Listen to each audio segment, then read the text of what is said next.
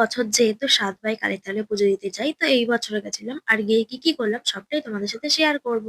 So hello everyone, সেদিনকে একদম সকাল সকাল ঘুম থেকে উঠে রেডি হয়ে ট্রেন ধরে সোজা চলে যাচ্ছিলাম বনগাঁর দিকে। আর যেতে যেতে এখন যেহেতু শীতকাল, এই সর্ষে ক্ষেতগুলো দেখতে পাওয়া যায়, যা দারুণ লাগে দেখতে। আর এই যে আমরা দুজনেই গেছিলাম পুজো দিতে, আর কেউ যায়নি। সবারই যাওয়ার কথা ছিল, কিন্তু কেউ লাস্ট পর্যন্ত আর যায়নি, তাই আমি আর ওই চলে গেছিলাম। এটা হচ্ছে আমার দাদার মেয়ে। যাই হোক, টোটোয় করে যাচ্ছিলাম, কারণ স্টেশন থেকে মোটামুটি অনেকটাই দূরে, তাই টোটোয় করে যাচ্ছিলাম আর কি। আর সকাল থেকে তো কিছু খাইনি, আর এমনি দিন তো তাড়াতাড়ি ঘুম থেকে ওঠা হয় না, তো পুজো দিতে যাবো তাই জন্য তাড়াতাড়ি ঘুম থেকে উঠে পড়লাম। আর এবার পুজো দিতে গিয়ে একটা জিনিস দেখলাম, মানে যেদিনকে পুজো দিতে গেছিলাম এত পরিমাণে ঠান্ডা ছিল, মোটামুটি মানে প্রচন্ড ঠান্ডা ছিল।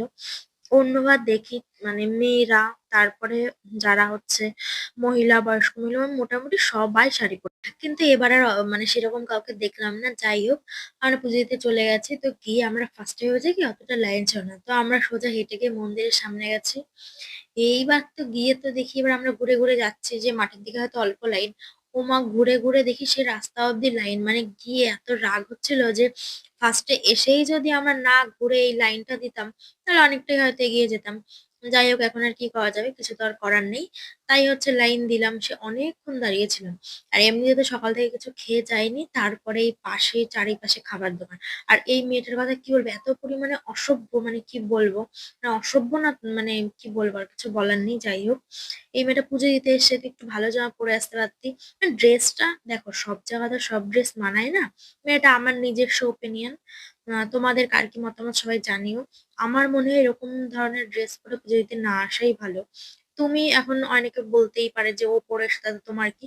ভাই আমার কিছুই না, জাস্ট আমার চোখে পড়েছে যে পুজো দিতে কি এরকম একটা ড্রেস পরে গেছে, তাই তোমাদের বললাম আর কি, আর কিছুই না। যাই হোক, এর মন্দিরে পুজো দিতে গেছিলাম, তো ভিতরে তো ক্যামেরা অ্যালাউ নেই, তাই এর ভিডিও করতে পারিনি।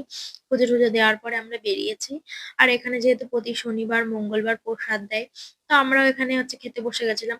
আর এই পাশের ভাইগুলো মানে এত, মানে কি বলবো, দুষ্টু, মানে ওরা আমাদের বসতেই দেবে না। ওরা বলছে আমরা বসবো আমরা বসবো। তারপর যাই হোক, ওখান থেকে খেয়ে দিয়ে আমরা সোজা চলে এসেছি মেলা টেলায় ঘুরে নিয়ে। আর ট্রেন ধরে চলে এসেছি ঠাকুরনগর। যাওয়ার সময় তো খুব স্টাইল দিতে দিতে গেছিলাম, আসার সময় পুরো একদম সোয়েটার মাথায় জড়িয়ে প্যাকিং হয়ে বাড়ি এসেছি।